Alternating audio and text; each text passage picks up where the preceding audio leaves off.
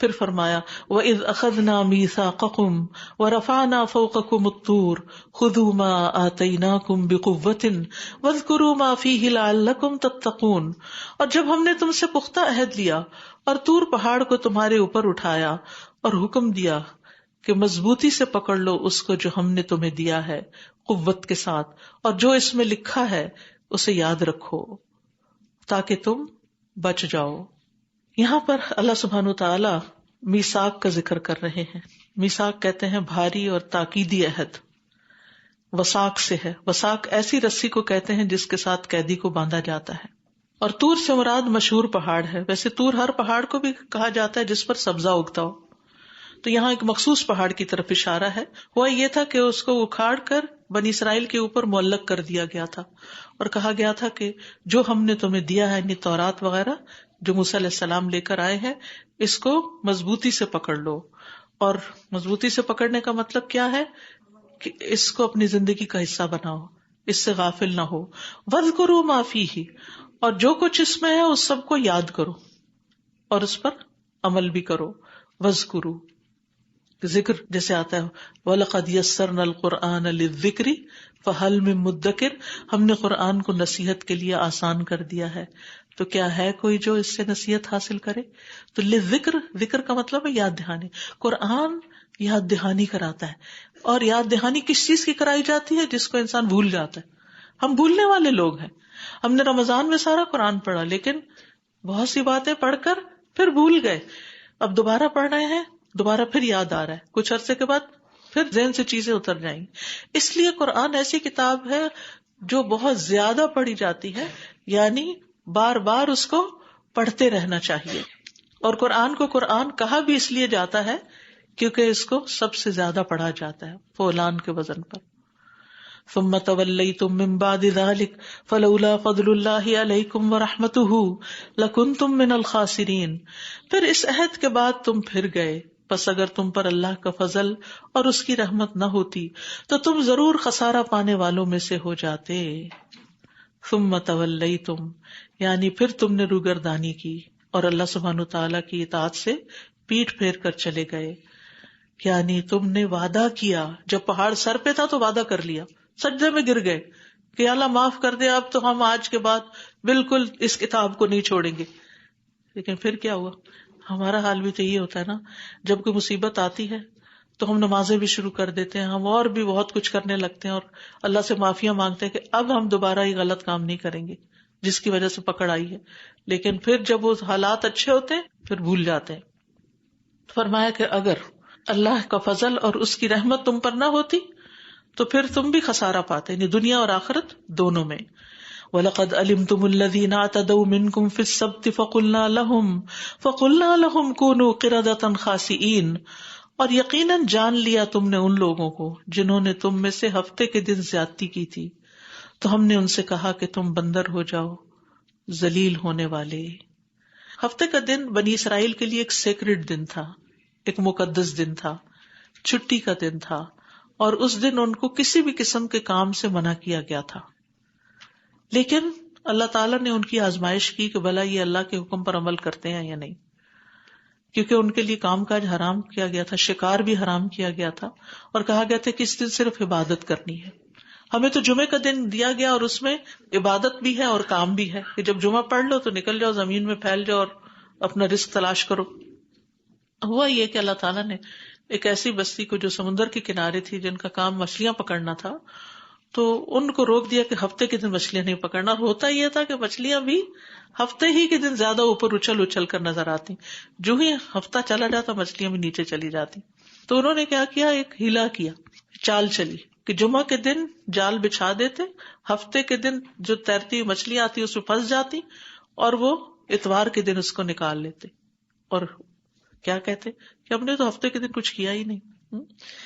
بہرحال اللہ سبحانہ تعالیٰ کے ساتھ اس قسم کی ہیلا سازی جو ہے وہ بہت بڑا جرم ہے۔ تو اللہ سبحانہ تعالیٰ ان سے سخت ناراض ہوا۔ فَقُلْنَا لَهُمْ كُونُوا قِرَدَةً خَاسِئِينَ، ہم نے کہا کہ تم پھر ذلیل بندر بن جاؤ، یعنی بنی اسرائیل پر مسخ کا عذاب ہے، ان کی شکلیں بدل کر بندر کی طرح بنا دی گئیں۔ اور یہ یاد رکھیے کہ حدیث میں آتا ہے رسول اللہ صلی اللہ علیہ وسلم نے فرمایا، اللہ نے جب تورات نازل کی اس وقت سے روئے زمین پر بسنے والی کسی قوم، کسی نسل، کسی امت اور کسی بستی والوں کو آسمانی عذاب سے ہلاک نہیں کیا، البتہ ایک گاؤں والوں کو بندروں کی شکلوں میں مسخ کر دیا گیا تھا. یعنی پہلے تو پوری پوری امتیں تباہ ہو جاتی تھی نا، لیکن پھر جب موسیٰ علیہ السلام آئے اس کے بعد یہ نہیں ہوا سوائے ان لوگوں کے جو ان کے ساتھ ہوا. وَلَقَدْ آتَيْنَا مُوسَى الْكِتَابَ مِن بَعْدِ مَا أَهْلَكْنَا الْقُرُونَ الْأُولَى، کہ ہم نے موسیٰ علیہ السلام کو کتاب دی اس کے بعد جو ہم نے پچھلی بستیوں کو تباہ کر دیا تھا. تو اب اس کے بعد بنی اسرائیل تو پوری تباہ نہیں ہوئی، لیکن ایک حصے کو اس کے بندر بنا دیا گیا. لیکن یہ یاد رکھیے کہ وہ جو بندر بنے تھے وہ کچھ عرصے کے بعد، کہتے ہیں 3 دن کے بعد، باقی اللہ ہی بہتر جانتا ہے، وہ سارے فوت ہو گئے تھے، ان کی نسل باقی نہیں رہی تھی. کیونکہ لوگوں کے ذہن میں یہ خیال آتا ہے شاید یہ جو بندر پھر رہے ہیں یہ ان کی اولاد ہے. ایسا نہیں، جن کو اللہ نے سزا دی پھر ان کو اولاد کہاں سے دینی تھی. تو بنیادی طور پر یہاں ہیلا سازی سے منع کیا گیا کہ دین میں ہیلے نہیں کرنے چاہیے، کہ دھوکہ بازی نہیں کرنی چاہیے، اور ہیلا کرنا جو ہے وہ حرام ہے. اور حرام چیزوں کے لیے ہیلا کر کے ان کو حلال کر لینا جو ہے یہ ظلم اور زیادتی ہے. جیسے بنی اسرائیل نے کیا کیا کہ ان پر چربی حرام کی گئی تو انہوں نے اسے بیچ کے اس کے پیسے کھا لیے. یعنی ہم کھاتے نہیں، ہم بیچ دیتے ہیں. ہیلا یہ ہوتا ہے کہ مختلف چال بازیاں کر کے حرام چیز کو اپنے لیے حلال کر لینا. رسول اللہ صلی اللہ علیہ وسلم نے فرمایا مکر اور دھوکہ آگ میں ہے. یعنی چال بازیاں، سازشیں اور دھوکے جو دوسرے کو بے وقوف بنانا یہ بہت ڈینجرس ہے. رسول اللہ صلی اللہ علیہ وسلم نے فرمایا رات دن کا نظام ختم نہیں ہوگا حتیٰ کہ میری امت کے کچھ لوگ شراب پیئیں گے لیکن اسے اس کے نام کے سوا دوسرے نام سے پکاریں گے، یعنی اور نام رکھ کے اس کو پی جائیں گے. فَجَعَلْنَاهَا نَكَالًا لِمَا بَيْنَ يَدَيْهَا وَمَا خَلْفَهَا وَمَوْعِظَةً لِّلْمُتَّقِينَ. پھر ہم نے اس قصے کو اس کے سامنے کے لوگوں کے لیے اور اس کے بعد میں آنے والوں کے لیے عبرت اور تقوی والوں کے لیے واعظ اور نصیحت بنا دیا. یعنی اس قصے کو ہم نے عبرت کا ذریعہ بنا دیا، یعنی اگلوں پچھلوں کے لیے، اور نصیحت تو صرف متقی ہی حاصل کرتے ہیں. تقوی کے بغیر انسان نہ قرآن سے فائدہ اٹھا سکتا ہے، اللہ کے ڈر کے بغیر کائنات کی نشانیوں سے یا لوگوں پر آنے والے امتحانوں سے انسان کوئی سبق نہیں لیتا اور وہی غلطیاں دہراتا ہے جو دوسروں نے کی. پھر فرمایا وَإِذْ قَالَ مُوسَىٰ لِقَوْمِهِ إِنَّ اللَّهَ يَأْمُرُكُمْ أَن تَذْبَحُوا بَقَرَةً قَالُوا أَتَتَّخِذُنَا هُزُوًا قَالَ أَعُوذُ بِاللَّهِ أَنْ أَكُونَ مِنَ الْجَاهِلِينَ. اور جب موسیٰ نے اپنی قوم سے کہا بے شک اللہ تمہیں حکم دیتا ہے کہ تم ایک گائے ذبح کرو، وہ بولے کیا تم ہم سے مذاق کرتے ہو؟ موسیٰ نے کہا میں اس بات سے اللہ کی پناہ مانگتا ہوں کہ میں جاہلوں میں سے ہوں. اصل میں بنی اسرائیل میں ہوا یہ کہ ایک امیر شخص تھا، اس کا صرف دی اونلی وارث جو تھا اس کا بھتیجا تھا. کہ obviously وارث تو انسان جب ہوتا ہے جب مال والا خود فوت ہو جائے، تو وہ اس کی بڑی لمبی عمر ہو گئی، تو بھتیجا تنگ آ گیا کہ یہ تو مرتا ہی نہیں، اس کو مار ڈالو. تو اس نے مال کے لالچ میں چچا کو مارا اور مار کے اپنے دشمن قبیلے کے علاقے میں جا کے لاش پھینک آیا اور پھر چال بازی شروع کر دی. چچا کو کس نے مارا، چچا کو کس نے مارا، ڈھونڈتے ڈھونڈتے ایسے دھوکے کے ساتھ اس علاقے میں گیا اور کہا انہوں نے ہی مارا ہے، اور ان سے دیت کا مطالبہ کر لیا کہ اس کو مارنے کے پیسے دو مجھے. تو وہ موسیٰ علیہ السلام کے پاس آئے اور انہوں نے کہا کہ یہ ہمارے ساتھ زیادتی ہو رہی ہے، ہم نے نہیں کیا. بہرحال دونوں فریق ایک دوسرے کے اوپر الزام تراشی کرنے لگے.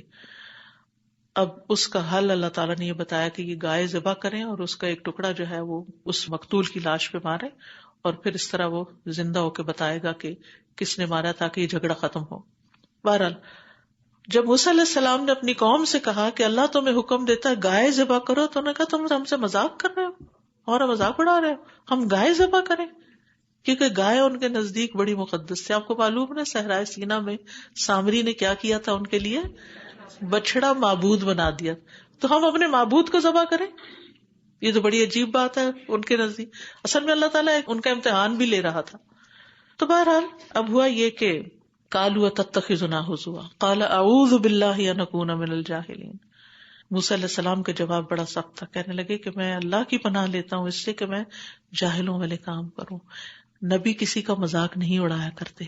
کوئی سنجیدہ سمجھدار انسان، کوئی نوبل اور ریسپیکٹیبل انسان کسی دوسرے کا مذاق نہیں اڑاتا. مذاق اڑانا کسی کا، کسی پہ ہنسنا، کسی کے عیب نکالنا، کسی کو منہ چڑھانا، کسی کو گالیاں بکنا، یہ سب جہالت کی باتیں ہوتی ہیں. تو انہوں نے کہا کہ تم مجھے جاہل سمجھتے ہو، میں اللہ کی پناہ لیتا ہوں کہ میں کبھی بھی ایسا کوئی کام کروں کہ میں جاہلوں میں شمار ہوں. یعنی ایک نبی کی شایان شان نہیں. اسی طرح جو لوگ نبی کی سچی پیروی کرتے ہیں سنت کی، وہ بھی مذاق نہیں اڑاتے. لیکن افسوس کے ساتھ دیکھتی کہ بعض مائیں بچوں کا مذاق اڑا رہی، بچوں کی کسی چھوٹے پہ ہنس رہی ہوتی ہیں، ان کو چڑھا رہی ہوتی ہیں. یہ کوئی کھیلنے کی جگہ ہے؟ یعنی کیا سکھا رہے ہیں ہم ان کو؟ آپ دیکھیں بلنگ جو ہے کتنی بڑی مصیبت ہے. اس سے بہت سے بچے کرش ہو جاتے ہیں مینٹلی، اور ان کی ساری صلاحیتیں ماری جاتی ہیں صرف اس وجہ سے کہ دوسرے بچے ان کو بلی کر رہے ہوتے ہیں. تو یہ بلنگ جو ہے کوئی پیغمبر نہیں کر سکتا. اور ہمیں بھی اپنے بچوں کو سکھانا چاہیے، دفاع تو سکھانا چاہیے کہ کوئی کرے تو تم نے کیا کرنا ہے، لیکن تم نے کسی کے ساتھ نہیں کرنا، تم نے جواباً بھی یہ کام نہیں کرنا. یہ جاہلوں کا کام ہے. اور اگر پڑھے لکھے لوگ یہ کام کرنے لگے تو پھر آپ سوچئے کہ اس قوم کا کیا حال ہوگا، اور اس کا اخلاقی دیوالیہ نکل جائے. اور یہ اخلاق کے سخت منافی ہے. پیغمبر جو ہوتے ہیں وہ اخلاق کے کس درجے پر ہوتے ہیں؟ اعلیٰ ترین. وَإِنَّكَ لَعَلَىٰ خُلُقٍ عَظِيمٍ، اعلیٰ ترین درجے پر ہیں آپ اخلاق کے. تو جو اخلاق کے اعلیٰ درجے پر ہوگا وہ تو کسی کی طرف دیکھ کے اشارہ بھی نہیں کرے گا. ایک دفعہ امام بخاری کسی سے حدیث سن رہے تھے اور وہ نابینا تھے. ان کے پڑھنے کا انداز ایسا تھا کہ جس سے امام بخاری کے منہ پہ اسمائل آ گئی. اب چونکہ وہ دیکھ نہیں رہے تھے تو ان کو بڑا فکر ہوا کہ میں ان پہ ہنسا ہوں، یعنی کہ دل ہی دل میں، یہ نہیں کہ کوئی کھلکھلا کیسے، صرف مسکراہٹ آئی. تو اس پر انہوں نے ان سے معافی مانگی. انہوں نے کہا کہ آپ مجھے معاف کر دیں، آپ حدیث پڑھ رہے تھے اور میں آپ کو دیکھ کے مسکرا گیا تھا، جو اگر آپ مجھے دیکھتے تو شاید آپ کو اچھا نہ لگتا. اس کو کہتے ہیں تقویٰ. اسی طرح بعض اوقات ہم کوئی چیز دیکھ رہے ہوتے ہیں، کوئی سن رہے ہوتے ہیں، کسی کا میسج سن رہے ہوتے ہیں اور ساتھ ساتھ مذاق اڑا رہے ہوتے ہیں یا اس کو بے وقوف یا اور اس طرح کے نام دے رہے ہوتے ہیں. یہ بھی اچھا اخلاق نہیں ہے. اگر وہ ہمارے سامنے ہو اور بات کر رہا تو ہم یہ کہنے کی جرات نہ کریں. تو جو اعلیٰ اخلاق والے لوگ ہوتے ہیں وہ رسپیکٹ کرتے بھی ہیں اور کرواتے بھی ہیں. یہ بد اخلاقی کا ماحول ہمیں ختم کرنا چاہیے اور اس کی ابتدا اپنے آپ سے کرنی چاہیے. تو بہرحال بنی اسرائیل نے اس حکم کو سنجیدگی سے نہ لیا، انہوں نے مذاق سمجھا. لیکن پھر جب پتا چلا کہ نہیں اس کے بغیر تو چارہ ہی نہیں ہے تو کرنا ہی پڑے گا، قالوا ادع لنا ربک یبین لنا ما ہی، کہنے لگے اپنے رب سے ہمارے لیے دعا کرو، پوچھ کے آؤ، وہ ہمارے لیے بیان کرے وہ گائے کس طرح کی ہو. قال انه يقول انها بقرة لا فارض ولا بکر اوان بین ذلك فافعلوا ما تؤمرون. موسیٰ علیہ السلام نے کہا بے شک وہ فرماتا ہے وہ گائے نہ تو بڑھیا ہو اور نہ بچیا بلکہ ان کے درمیان کی ہو، یعنی جوان، تو تم ویسا ہی کرو جو تمہیں حکم دیا جاتا ہے. اب انہوں نے سوال کر کے اپنے لیے مشکل پیدا کر لی. یہ سوال کر کیوں رہے تھے؟ شاید ہماری جان چھوٹ جائے، شاید نہ ہی ہمیں کرنا پڑے.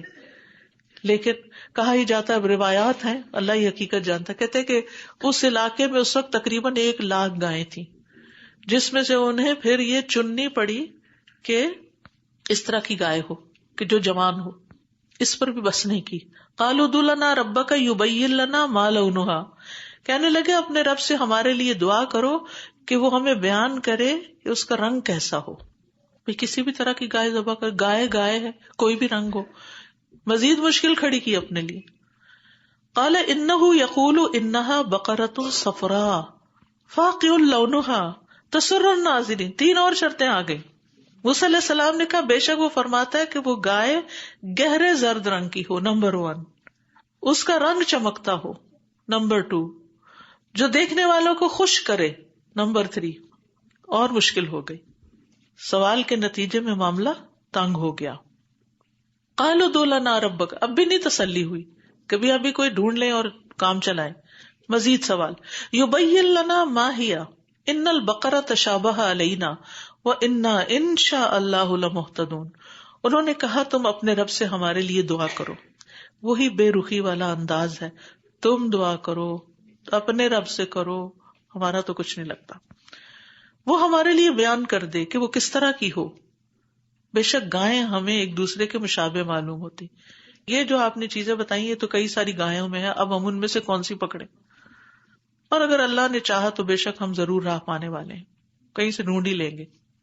قال انه يقول انها بقرة لا ذلول تثير الارض ولا تسقي الحرث. مزید 2 شرائط. لا ذلول کہا بے شک وہ اللہ فرماتا ہے کہ وہ گائے کام کرنے والی نہ ہو، نہ زمین میں ہل جوتتی ہو، نہ کھیتی کو پانی پلاتی ہو. ولا تسقي الحرث، اور کیا ہو؟ مسلمۃ، صحیح سلامت ہو، یعنی پوری ہو، کہیں سے کوئی دانت وغیرہ ٹوٹا ہوا نہ ہو. لا شیۃ فیہا، اس میں کوئی داغ نہ ہو. اب دیکھیں کتنی ساری شرطیں آ گئی پھر، اور یعنی اس کے جسم پر کوئی اسپاٹ نہ ہو، اسپاٹ لیس ہو، سارے جسم پر ایک ہی رنگ ہو. بعض اوقات ہوتا ہے نا کہ گائے ایک رنگ کی ہوتی ہے اور اس کے اوپر اسپاٹس ہوتے ہیں اور دوسرے رنگ کے. کہنے لگے اب تم حق لائے. اس میں کون سی حق والی بات تھی؟ اتنی مشکل اپنے لیے کھڑی کر کے. قالوا الآن جئت بالحق فذبحوها وما كادوا يفعلون. تو انہوں نے اسے ذبح کیا اور لگتا نہ تھا کہ وہ ایسا کریں. تو یاد رکھیے کہ جب ہم دین کے معاملے میں سختی کرتے ہیں تو سختی آتی ہے. اگر وہ اعتراض نہ کرتے تو کوئی بھی معمولی گائے جو بھی ملتی لے کے ذبح کر دیتے، کام چل جاتا. لیکن جب انہوں نے سوال پہ سوال کیے تو اللہ تعالیٰ نے بھی ان کو مشکل میں ڈال دیا. اور کہتے ہیں کہ پھر انہوں نے وہ گائے ڈھونڈی، ایک ہی تھی وہ اس قسم کی، اور اس نے کہا کہ میں اس کی قیمت کم نہیں کروں گا. اور بعض روایات میں آتا ہے کہ اس کے وزن کے برابر سونا دیا انہوں نے، بعض میں آتا ہے کہ اس کی کھال بھر سونا دیا، اور بعض آتا ہے کہ 7 times دیا.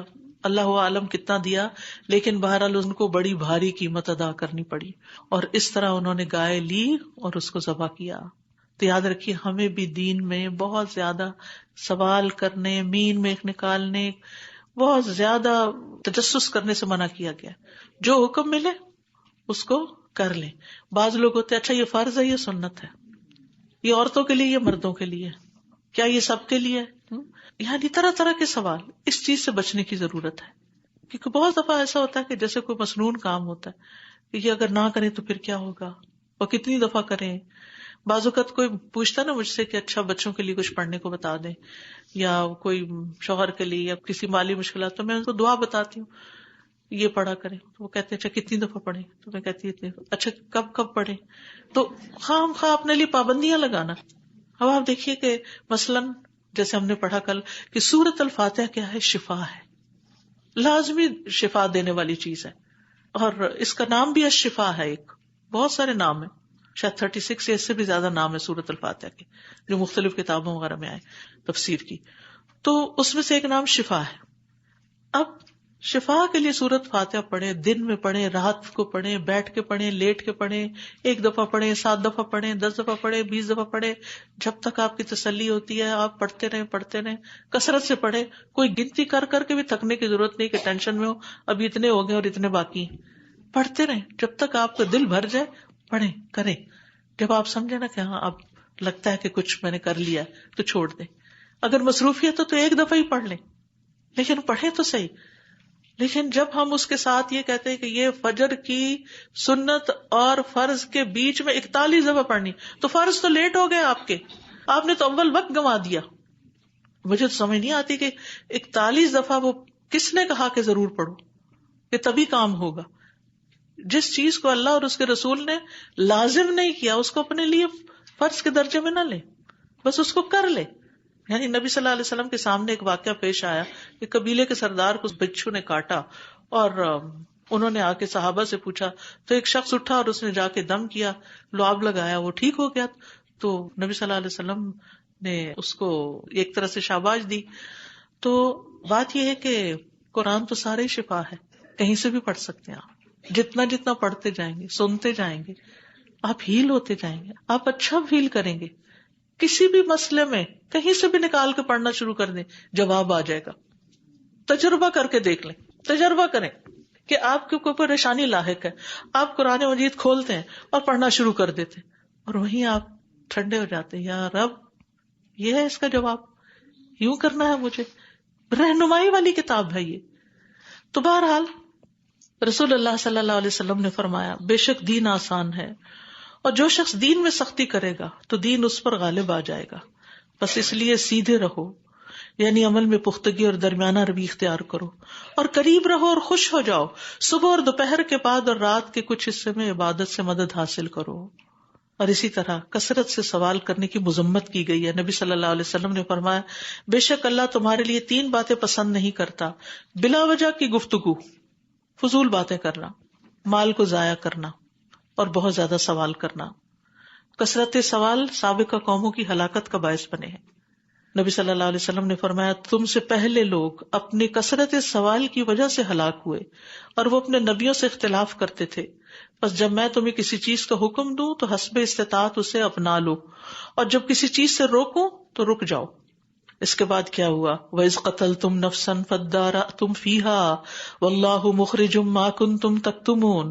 اور جب تم نے ایک شخص کو قتل کر دیا، پھر تم اس کے بارے میں باہم جھگڑنے لگے، اور جو کچھ تم چھپا رہے تھے اللہ اسے ظاہر کرنے والا تھا۔ یہ اللہ سبحانہ وتعالیٰ کے علم کی وسعت ہے کہ کس طرح اللہ سبحانہ وتعالیٰ جانتا تھا، اور اس نے وہ طریقہ بتایا کہ جس کی وجہ سے ان کا مسئلہ حل ہوا۔ فَقُلْنَا اضْرِبُوهُ بِبَعْضِهَا كَذَلِكَ يُحْيِي اللَّهُ الْمَوْتَى وَيُرِيكُمْ آيَاتِهِ لَعَلَّكُمْ تَعْقِلُونَ۔ تو ہم نے کہا اس مقتول کو اس گائے کے بعض حصے سے ضرب لگاؤ، اس طرح اللہ مردوں کو زندہ کرے گا، اور وہ تمہیں اپنی نشانیاں دکھاتا ہے تاکہ تم عقل سے کام لو۔ اب ہوا یہ کہ جب وہ گائے ذبح کی تو اس کا ایک ٹکڑا، بعض کہتے ہیں اس کی دستی تھی، بعض کہتے ہیں ٹانگ تھی، جو بھی تھا اٹھایا، اور اس کو مقتول کو جب مارا تو وہ جو بوڑھا چچا تھا وہ اٹھ کے بیٹھ گیا۔ اور یہ بھی موسیٰ علیہ السلام کا ایک معجزہ ہی تھا کہ اللہ کے اذن سے وہ زندہ ہو گیا۔ اس نے کہا مجھے تو میرے بھتیجے نے مارا ہے، اور اس طرح سب کے سامنے رسوائی ہوئی اور حقیقت کھل گئی۔ اور بنی اسرائیل چونکہ گائے کو مقدس سمجھتے تھے، اور وہ سمجھتے تھے اگر ہم نے گائے ذبح کی تو ہماری شامت آ جائے گی، تو وہاں انہیں بتا دیا گیا کہ دیکھو اس وجہ سے تمہارا مسئلہ حل ہو گیا اور تمہارا خون خرابہ ہونے سے بچ گیا، کیونکہ اگر وہ مسئلہ حل نہ ہوتا تو پھر وہ لڑائی جھگڑا شروع ہو جاتا اور معاملہ پتہ نہیں کہاں تک پہنچتا۔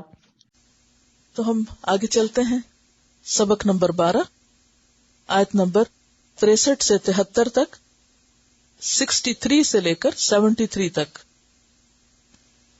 و اور اذ جب، اخذنا لیا ہم نے، میثاقکم پکا وعدہ تم سے، ورفعنا اور اٹھایا ہم نے، فوقکم اوپر تمہارے، الطور کوہ طور، خذو لے لو، ما جو، آتیناکم دیا ہم نے تم کو، ساتھ قوتن مضبوطی کے، وذکروا اور تم سب یاد رکھو، ما جو، فیہ اس میں ہے، لعلکم تاکہ تم، تتقون تم بچ سکو، ثم پھر، تولیتم پھر گئے تم، من بعد ذالک اس کے بعد، فلولا پس، لو اگر، لا نہ اور بریکٹ میں ہوتا، فضل اللہ فضل اللہ کا، علیکم تم پر، ورحمتہ اور اس کی رحمت، لکنتم البتہ ہو جاتے تم، من الخاسرین خسارہ پانے والوں میں سے، وَلَقَدْ اور البتہ تحقیق، علمتم جان لیا تم نے، الذین ان لوگوں کو، اعتدوا جنہوں نے زیادتی کی، منکم تم میں سے، فی السبت ہفتے میں یعنی ہفتے کے دن میں، فقلنا تو کہا ہم نے، لہم ان سے، کونو تم سب ہو جاؤ، قردۃً بندر، خاسئین ذلیل ہونے والے، فجعلناہا تو بنا دیا ہم نے اس کو یعنی اس واقعے کو، نکالن عبرت، لما واسطے اس کے جو، بین یدیہا اس کے سامنے تھا، وما اور جو، خلفہا اس کے پیچھے تھے، جو اس کے سامنے تھے اور جو اس کے پیچھے تھے، اور موعظۃً نصیحت، للمتقین تقوی والوں کے لیے، اور اس جب، قال کہا، موسیٰ علیہ السلام نے، لقومہ اپنی قوم سے، ان اللہ بے شک اللہ تعالی، یأمرکم حکم دیتا ہے تم کو،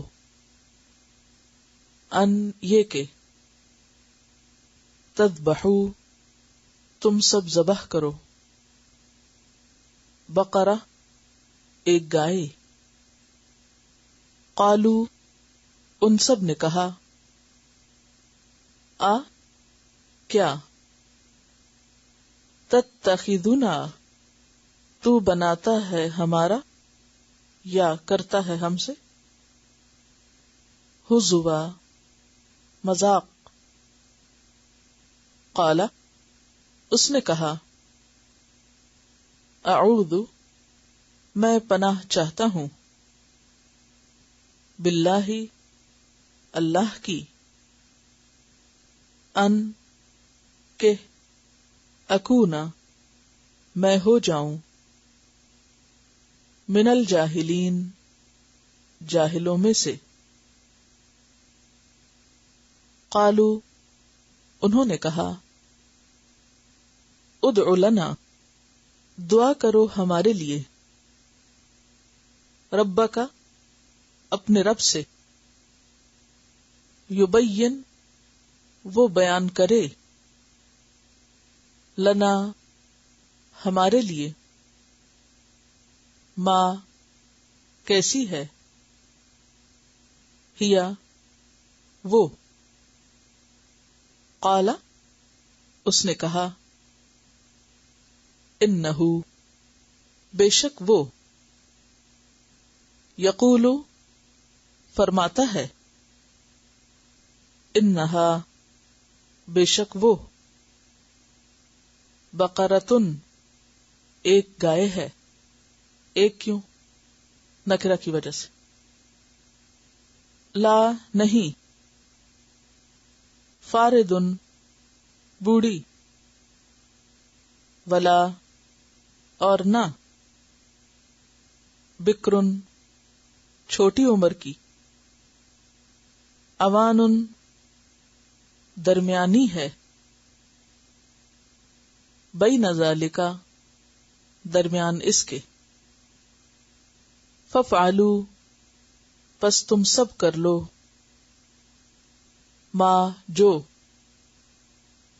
تؤمرون تم حکم دیے جاتے ہو، قالو انہوں نے کہا، ادعو دعا کرو، لنا ہمارے لیے، ربک اپنے رب سے، یبین وہ بیان کرے، لنا ہمارے لیے، ما کیسا ہو، لونہا رنگ اس کا.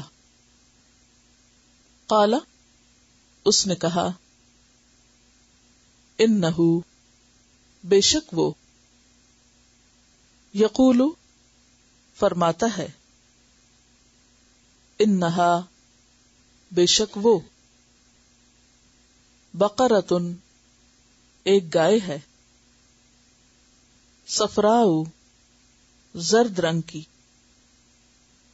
فاقع گہرا ہے لونہا رنگ اس کا تسر خوش کرتی ہے الناظرین ناظرین کو دیکھنے والوں کو. قالو انہوں نے کہا ادعو دعا کرو لنا ہمارے لیے ربکا اپنے رب سے یبین وہ بیان کرے لنا ہمارے لیے ماہیا وہ کیسی ہو ان البقرہ بے شک گائیں تشابہ مشتبہ ہو گئی ہیں علینا ہم پر وَإِنَّا اور بے شک ہم انشاء اللہ انشاء اللہ اگر اللہ نے چاہا لمہتدون البتہ پا لینے والے ہیں. قال اس نے کہا انہو یقول بے شک وہ فرماتا ہے انہا بے شک وہ بقرۃن گائے لا نہیں ذلول کام میں لگائی گئی یا مطیع نرم تثیر ہل چلاتی ہو الارض زمین میں ولا اور نہ تسقی پانی دیتی ہو الحرث کھیتی کو مسلمتن صحیح سلامت ہو لا نہیں شیعتا کوئی داغ نشان فیہا اس میں قالو ان سب نے کہا الآن اب جئتا لایا ہے تو بالحق حق کو جئتا کے بعد جو بے آیا ہے چھوٹا سا اس کی وجہ سے اس کا معنی لانا آ گیا ورنہ یہ کیا تھا آنا آیا ہے ساتھ حق کے یعنی لایا ہے حق. فذبحوها فا پس ذبحو انہوں نے ذبح کر لیا ہا اس کو وما کادو اور نہ تھے وہ لگتے یا نہ وہ قریب تھے یفعلون کہ وہ کریں گے وا اور اس جب قتل تم قتل کیا تم نے نفسن ایک شخص کو فدارأتم پھر تم ایک دوسرے پر ڈالنے لگے فیہا اس بارے میں واللہ اور اللہ مخرجن نکالنے والا تھا ما جو کنتم تھے تم تکتمون چھپاتے فقلنا تو کہا ہم نے اضربوہ مارو اس کو، ببعدھا ساتھ بعض اس کے، یعنی ٹکڑے کے، حصے کے، کذالک اسی طرح، یحیی زندہ کرے گا، اللہ اللہ، الموتى مردوں کو، ویریکم اور وہ دکھاتا ہے تم کو، آیاتہ اپنی نشانیاں، لعلکم تاکہ تم، تعقلون تم سمجھ جاؤ، عقل سے کام لو. بس.